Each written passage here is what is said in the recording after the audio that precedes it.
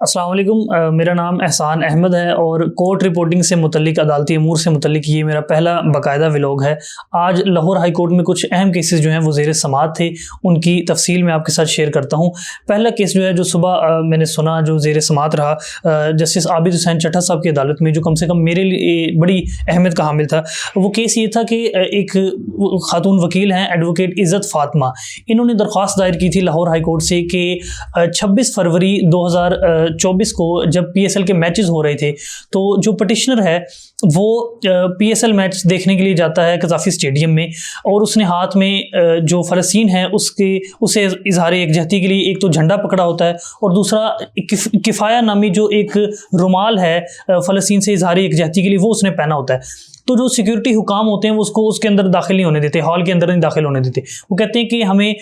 ऊपर की अथॉरिटीज़ की जानिब से इजाज़त नहीं है कि अगर किसी शख्स ने फ़लस्तीन का झंडा पकड़ा हो या ऐसा कोई रुमाल पहना हो तो उसको इजाज़त नहीं मिलेगी। तो इस पर जो है वो एडवोकेट इज़्ज़त फ़ातिमा लाहौर हाई कोर्ट आई और उन्होंने कहा कि जी ये हमारा जो बुनियादी हक़ है, जो फ्रीडम ऑफ स्पीच है, उसकी खिलाफ वर्जी की जा रही है, क्योंकि ये जो प्रोटेस्ट है ये सिर्फ पाकिस्तान में तो नहीं हो रहा, ये तो पूरी दुनिया में हो रहा है। दुनिया के हर स्टेडियम में जो है फ़लस्तीन के हवाले से, फ़लस्तीन की कॉज के लिए इसराइल के ख़िलाफ़ लोग जो हैं वो आवाज़ उठा रहे हैं, और वहाँ की जो अथॉरिटीज़ हैं, वहाँ की जो क्रिकेट बोर्ड्स हैं वो इसकी इजाज़त देते हैं और लोगों को स्टेडियम में आने की इजाज़त देते हैं। जबकि पाकिस्तान क्रिकेट बोर्ड और यहाँ की अथॉरिटीज़ जो हैं ये बड़ी मतलब आयरोनिकली स्पीकिंग ये आने की इजाज़त नहीं दे रहे, गो के पाकिस्तान जो है इस्लामिक मुल्क है इसके बावजूद भी। तो इसके खिलाफ वो अदालत आई हुई थी और जस्टिस आबिद हुसैन चट्टा ने जो है वो केस की समाअत की और उन्होंने ये रिमार्क दिए कि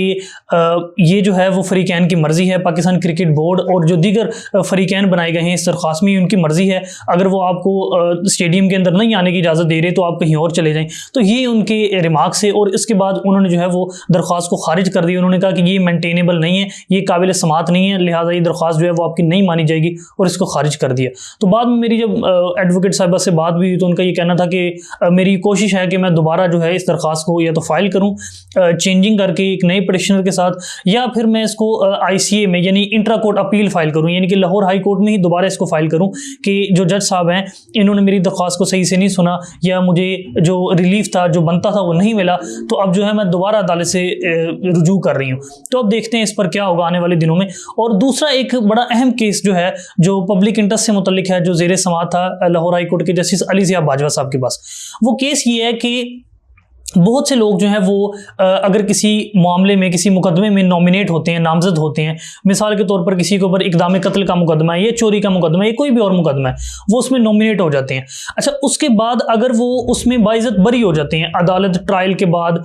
तमाम कार्रवाई को देखने के बाद अगर उनको छोड़ देती है और कहती है कि बाइज़्ज़त बरी होते हैं, इनका इस मुकदमे से, इस केस से कोई लेना देना नहीं है, इन पर इल्ज़ाम साबित नहीं होता, इसके बावजूद भी पुलिस का जो क्रिमिनल रिकॉर्ड में उसमें उनका नाम रह जाता है। एक ये, और दूसरा जो कमसिन ड्राइवर थे जिनको पुलिस पकड़ती है और जिनका लाइसेंस नहीं बना होता, पुलिस उनको पकड़ती है और उनका भी जो है FIR में नाम दे देती है और उनका नाम भी क्रिमिनल रिकॉर्ड में आ जाता है। अच्छा, इसके खिलाफ लाहौर हाई कोर्ट में कुछ दरख्वास्तें आई हुई थी। एक दरख्वास्त थी गाजिया एहसान जो कि रबिया बाजवा साहिबा जो हाई कोर्ट की नायब सदर रही हैं बार की, वो और एक और वकील थे राना सिकंदर साहब, ये दोनों इन केसेस को परस्यू कर रहे हैं। तो इसमें इन्होंने ये मौक़िफ़ इख्तियार किया था इन दरख्वास्तों में कि जी वो बच्चे या वो लोग जो बाइज़्ज़त बरी हो जाते हैं, जिनका नाम जो है क्रिमिनल रिकॉर्ड में आ जाता है, तो इस बिना पर उनको बड़ी मुश्किलात का सामना करना पड़ता है। वो मुश्किलात ये हैं कि अगर उन्होंने बाहर के किसी मुल्क में जाना है या किसी जगह पर अप्लाई करना है या अपना कोई जॉब वगैरह करनी है, तो उनको पुलिस से अपना जो करैक्टर सर्टिफिकेट है वो हासिल करना पड़ता है। जब वो पुलिस से अपना करैक्टर सर्टिफिकेट हासिल करते हैं तो उसमें FIRs के नाम लिखे आ रहे होते हैं कि ये बंदा जो है ये इन मुकदमात में नामजद रहा है, गो कि वो बाइज़्ज़त बरी हो चुके होते हैं, उनका उन मुकदमा से कोई लेना देना नहीं होता, इल्ज़ाम उन पर साबित नहीं हुआ था, इसके बावजूद भी उनका नाम जो है वो इन FIRs में आ रहा होता है, करैक्टर सर्टिफिकेट में वो FIRs शो हो रही होती हैं। तो इस बिना पर जो है वो एक बुरा तासुर पड़ता है। किसी भी शख्स ने अगर आपको जॉब देनी है या आपने किसी दूसरे मुल्क में जाना है तो वो कहते हैं कि अच्छा यार ये बंदा तो क्रिमिनल एक्टिविटी में शायद इन्वॉल्व रहा है, देखें इसका नाम आ रहा है फलां फलां FIR में, तो लिहाजा ये जो है एक बड़ा बुरा असर डालती है उस बंदे की ज़ात के ऊपर, उसकी शख्सियत के ऊपर। तो इस बिना पर जो है अदालत में जो दरख्वास्तें हैं वो ज़ेर समाअत थी जस्टिस अली ज़िया बाजवा साहब के पास। इस पर जो है जो डीआईजी आईटी हैं,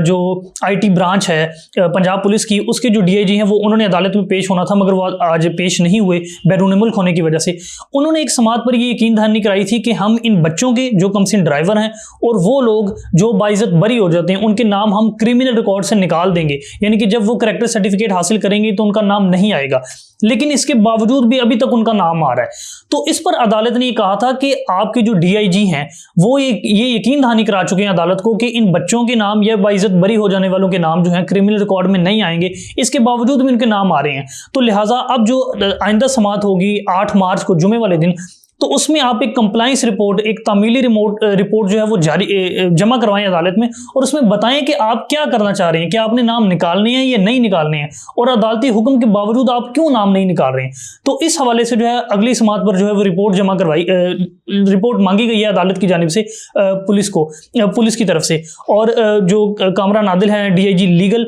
उन्होंने यकीन दहानी कराई कि जी हम अगली समात पर आपको जो कंप्लाइंस रिपोर्ट है, जो अमल दरामद की रिपोर्ट है, वो जरूर जमा करवाएंगे और अगली समात पर देखेंगे फिर इस केस का जो है वो क्या सूरत हाल बनती है। अब तक के लिए इतना ही था, मुझे इजाजत दीजिए। इंशाल्लाह कल जो अहम केसेस की समातें होंगी उनके अहवाल आप तक पहुंचाएंगे। शुक्रिया।